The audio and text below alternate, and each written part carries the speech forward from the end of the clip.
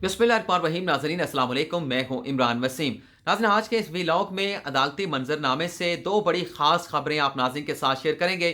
पहली खबर में हम बात करेंगे सुप्रीम कोर्ट में जस्टिस काजी फाइसा की नजरसानी की दरखास्तों पर समाअत हुई। आज की इस अदालती कार्रवाई में जस्टिस काजी फाइसा की अहलिया सरीना ईसा को अदालत में दलाइल देना किसी हद तक महंगा पड़ा है। मुकदमे की समाअत के दौरान जस्टिस काजी फाइसा के वकील मुनीर मलिक और अहलिया सरीना ईसा को अदालत से माफ़ी भी मांगनी पड़ी। दूसरी खबर में हम बात करेंगे सुप्रीम कोर्ट में ही हमजा शहबाज शरीफ की दरखास्त जमानत से मुतल्लिक केस की समाअत हुई। अदालत की जानिब से ना सिर्फ नैब पर शदीद बर्मी का इजहार किया गया, बल्कि नैब से ये जवाब भी मांगा गया है कि इसी मुकदमे में शहबाज शरीफ के दूसरे बेटे सलमान शहबाज शरीफ इश्तिहारी हो चुके हैं, लेकिन इश्तिहारी करार पाने के बाद अब तक सलमान शहबाज शरीफ के पाकिस्तान में मौजूद प्रॉपर्टीज़ और एसेट को बहक सरकार क्यों जब्त नहीं किया गया। नैब इस नुक्ते पर आइंदा समाअत पर तहरीरी जवाब दे। तो ये आज की हमारी तीन खबरें हैं जिसकी तफसीलात आप नाज़रीन के साथ शेयर करेंगे।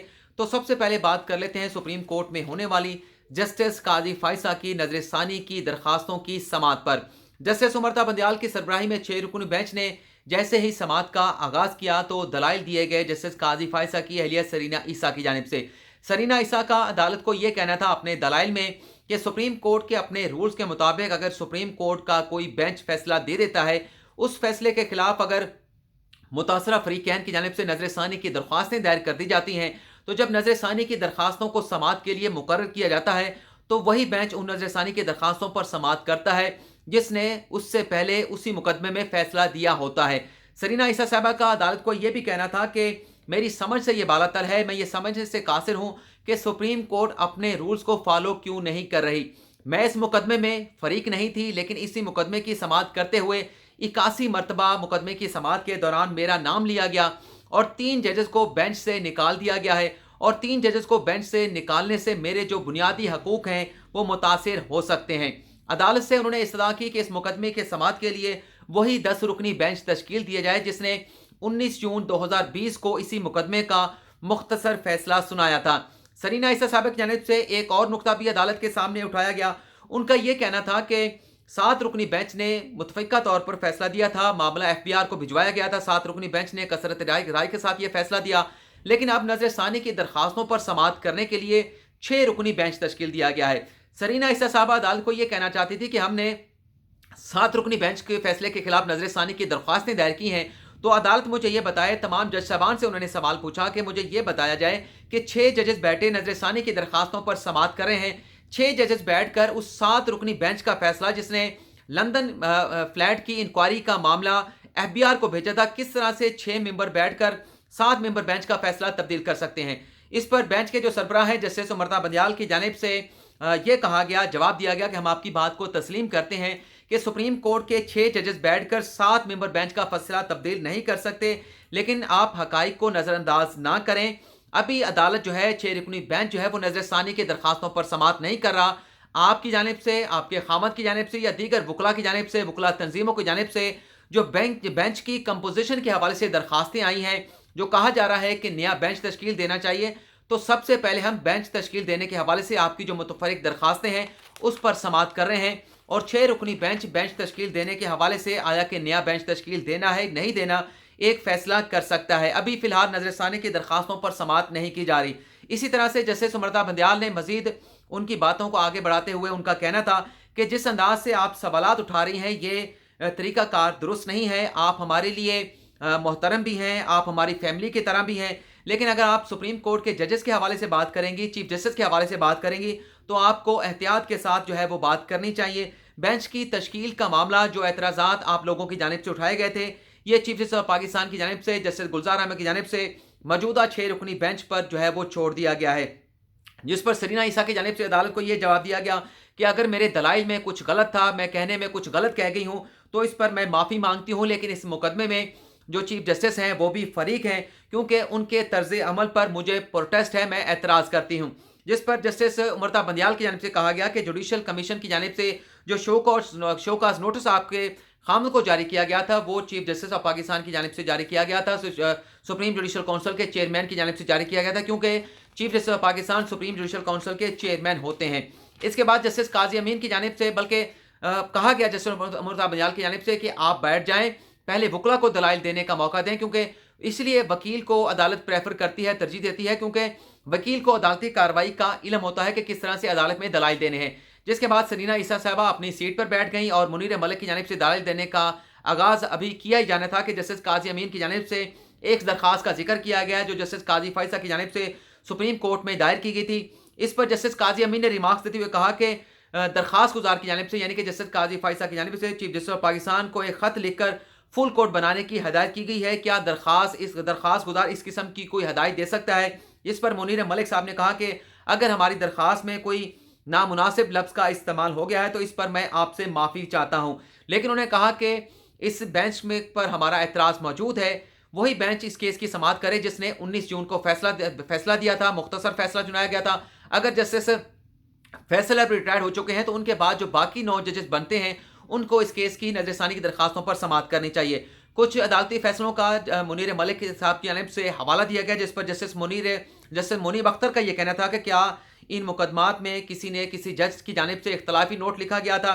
मेरे ख्याल से जितने भी केसेस के आपने फैसलों का हवाला दिया है ये तमाम फैसले मुतफ़िका तौर पर सुनवाए गए थे, बल्कि मुनीर मलिक साहब ने जुल्फ़िकार अली भुट्टो केस का हवाला भी दिया। तो जस्टिस मुनीब अख्तर का ये कहना था कि क्या ये ज़रूरी है कि कसरत राय से जिस बेंच ने फैसला दिया वो इस केस की समाअत ना करे, बल्कि 10 रुकनी बेंच को ही नजरसानी की दरखास्तों पर समाअत करनी चाहिए। जस्टिस उमर बंदयाल ने मजीद आगे रिमार्क्स दिए कि नजरसानी की दरखास्तों में की समाअत करते हुए अदालत ने अगर फैसले में कोई खामियां मौजूद हैं सिर्फ खामियों का जायजा लेना होता है।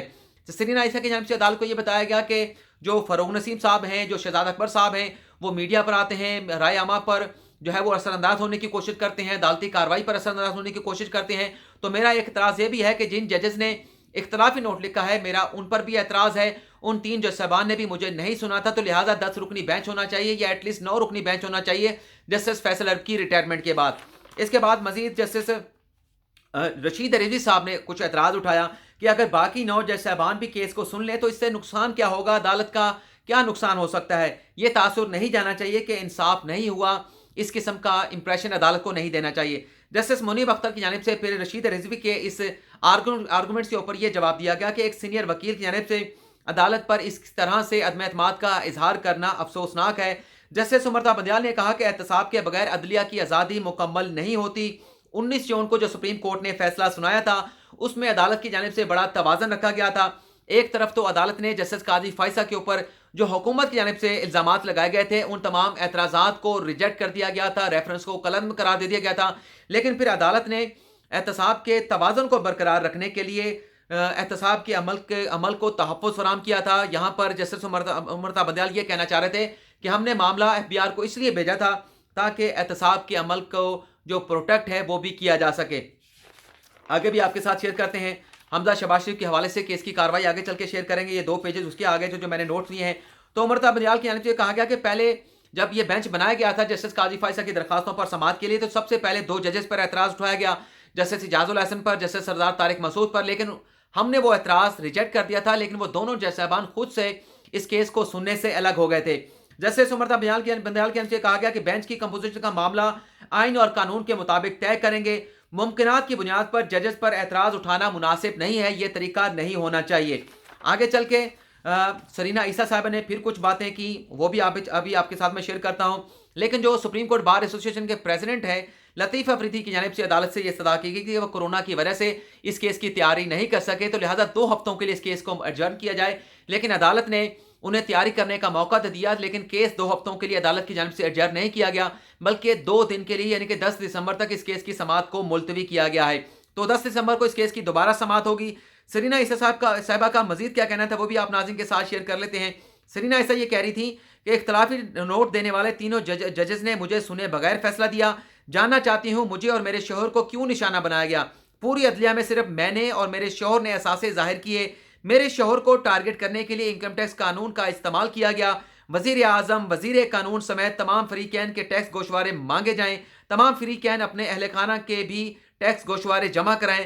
टैक्स गोशवारे ना देने पर जाहिर होगा कि फरीकैन मुनाफकत कर रहे हैं, इनके कौलो फेल में तजाद मौजूद हैं। जो हमसे करने के लिए कहा जाता है वो ये खुद नहीं कर रहे। तो अब हम बात कर लेते हैं हमजा शहबाज शरीफ के केस के हवाले से। एक तो हमजा शहबाज शरीफ की दरखास्त जमानत पर अदालत ने नैब को नोटिस जारी किया है اور جواب مانگا ہے نیب سے کہ سلمان شہباز شریف اور شریک ملزمان جو گرفتار بھی نہیں ہوئے، عدالت کی جانب سے انہیں اشتہاری بھی قرار دیا جا چکا ہے، تو ان ملزمان کی اور سلمان شہباز شریف کی جو پاکستان میں پراپرٹیز موجود ہیں انہیں تاحال کیوں ضبط نہیں کیا گیا؟ نیب آئندہ سماعت پر مفصل جواب جمع کرائے۔ جسٹس مشیر عالم کی سربراہی میں 3 رکنی بینچ نے اس کیس کی سماعت کی تو وکیل امجد پرویز جو کہ حمزہ شہباز شریف کی جانب سے عدالت میں پیش ہوئے تھے، ان کی جانب سے عدالت کو یہ بتایا گیا کہ اس کیس میں جتنے بھی شریک ملزمان ہیں، اصل ملزم تو مرکزی ملزم جو ہے وہ شہباز شریف ہیں، باقی جو ملزمان ہیں انہیں بے نامی دار دکھایا گیا ہے۔ شریک ملزمان میں اکثر ایسے ملزمان ہیں جن کی تنخواہ 30,000 روپے تک ہے، جس پر جسٹس مشیر عالم کی جانب سے یہ کہا گیا کہ 30,000 تو ان کی تنخواہ تھی، لیکن ان کے اکاؤنٹ میں پیسے کتنے آتے تھے؟ بہتر ہوگا آپ میرٹ پر ہم سے آبزرویشن نہ لیں۔ حمزہ شہباز شریف سے منسوب اکاؤنٹ کا جائزہ لیا تو آپ کے لیے مشکل پیدا ہو جائے گی۔ میرٹ پر ضمانت نہ مانگیں، یہ پہاڑ کو سر کرنے کے مترادف ہوگا، ایسے کہا گیا جسٹس یحییٰ آفریدی کی جانب سے۔ جسٹس سردار طارق مسعود کی جانب سے بڑے سخت ریمارکس دیے گئے۔ جسٹس سردار طارق مسعود کا یہ کہنا تھا کہ سلمان شہباز شریف کی جائیداد ضبط کیوں نہ ہوئی؟ سارا ریفرنس خالی پڑا ہے، مفرور ملزمان کو صرف اشتہاری قرار دیا گیا۔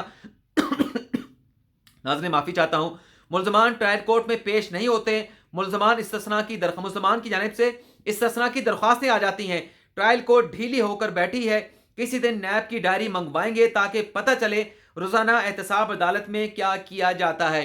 وکیل امجد پرویز کی جانب سے کہا گیا کہ حمزہ شہباز شریف جو ہیں وہ 1 سال اور 5 ماہ سے وہ جیل میں ہیں۔ حمزہ شہباز شریف کو شہباز شریف کا بے نامی دار بنایا گیا ہے، جس پر عدالت کا یہ کہنا تھا کہ کیا شہباز شریف نے ضمانت کے لیے عدالت سے رجوع کیا ہے؟ لاہور ہائی کورٹ میں کوئی درخواست شہباز شریف کی جانب سے دائر کی گئی ہے، جس پر امجد پرویز نے عدالت کو بتایا کہ شہباز شریف نے اپنی ضمانت کے لیے فی الحال لاہور ہائی کورٹ سے رجوع نہیں کیا، تو عدالت نے ریمارکس دیے، اس کا عدالت کے آرڈر سے کوئی تعلق نہیں کہ پھر شہباز شریف کا ٹرائل ہونے دیں، شہباز شریف بری ہوئے تو حمزہ شہباز شریف بھی بری ہو جائیں گے۔ لیکن کورٹ آرڈر وہی ہے کہ عدالت نے مکمل ڈیٹیل مانگ لی ہے کہ جواب دے، ایک تو نوٹس جاری کیا ہے حمزہ شہباز شریف کی درخواست ضمانت پر، اور جواب دیا جائے کہ اب تک سلمان شہباز شریف کے ساتھ جتنے بھی اس کیس میں مفرور ملزمان ہیں، اشتہاری ملزمان ہیں، ان کی پاکستان میں موجود جائیدادوں کو ضبط کیوں نہیں کیا جا سکا۔ تو یہ ناظرین آج کی ہماری تفصیلات ہیں، فی الحال آپ سے اجازت چاہتے ہیں۔